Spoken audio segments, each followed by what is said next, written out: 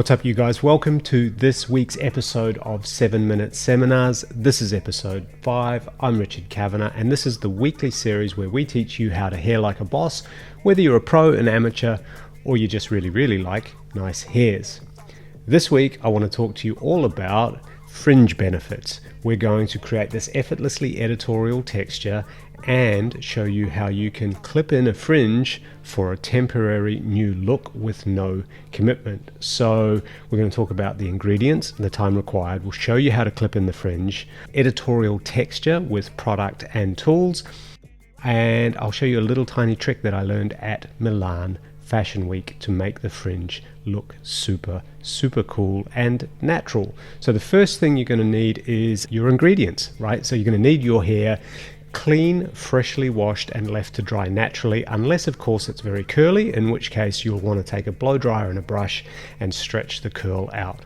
Hot tip here is don't use a flat iron on curly hair to stretch the curl out if you want to put a bend back in it, because if you use a flat iron to stretch it out, you won't be able to put a bend in that holds. It'll drop very quickly. Whereas if you use a brush and a blow dryer to stretch it out, then the curl will hold. So your hair, freshly washed, left to dry naturally, or stretched out if it's curly, you're going to need a blow dryer, a sea salt spray, a dry shampoo, and a wave wand.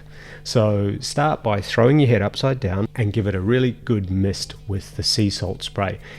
Make sure you shake the bottle before you spray the stuff in. It helps to agitate all the ingredients and make sure that they're evenly distributed. While the sea salt spray is still damp in your hair, you want to take the dry shampoo and again generously mist that all the way through the hair. What you're doing here is the dry shampoo is essentially a powder, and that powder is going to stick to the still damp sea salt spray product and amplify the texture for you. Then you're going to take your hairdryer on low speed and warm setting and just very gently dry that product off. That'll give you an incredible lived in, been to the beach for a couple of days, not washed your hair texture. The next thing you want to do is make the bend. I'm going to go back a step here, because if you've actually got curly hair and you've stretched it out with a blow dryer, you want to make the bend before you put the product in. And in actual fact, it doesn't really matter which order you do this in. If you do the bend first and then put the product in, or if you put the product in then put the bend in, the result will be the same. Take your wave wand. You're going to take a random section or piece of hair, curling iron or wand on top, give it a little twist and wrap it over. Let it warm and mold, and then you're going to undo that and take it out. You'll get a natural little bend. Then you're going to move down the hair shaft and you're going to pop that on top of the hair, give it a little twist and wrap it over.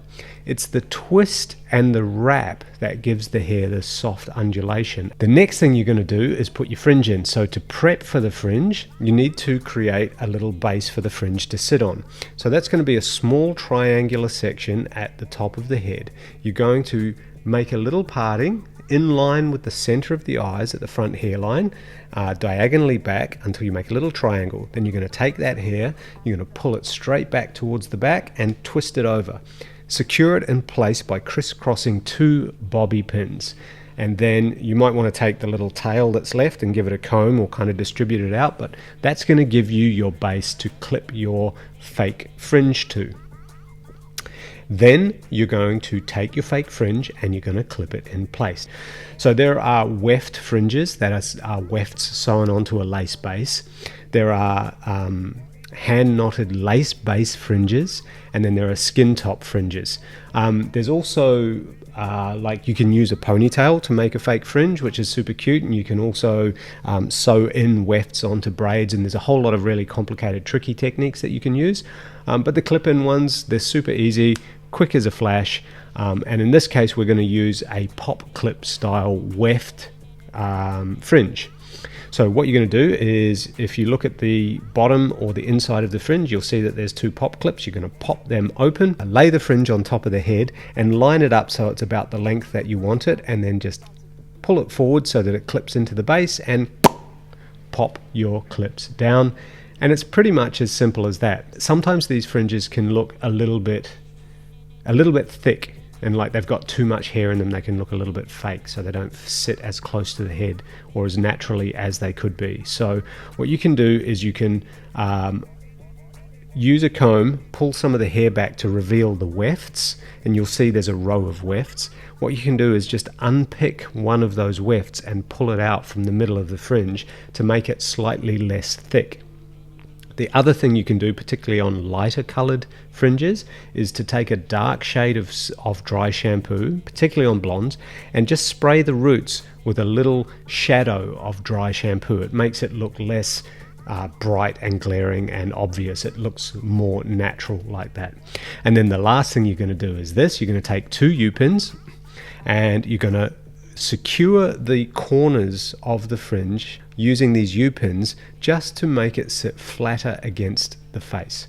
Then just take the toe of your cushion brush and give it a little gentle brush in to blend the fringe in with the rest of the hair, and it's as simple as that. Pretty sweet, eh? So that was episode 5 of 7-Minute Seminars, the weekly series where we teach you how to hair like a boss, whether you're a pro, an amateur, or just someone who really loves nice hair. I've been Richard Kavanagh. It's been my absolute pleasure to share this information with you. And if you like our 7-minute seminars and you feel like you're getting value from them, and you know someone else that you think could benefit from our weekly seminars in their inbox, I'd love it if you shared it with them. See you next week.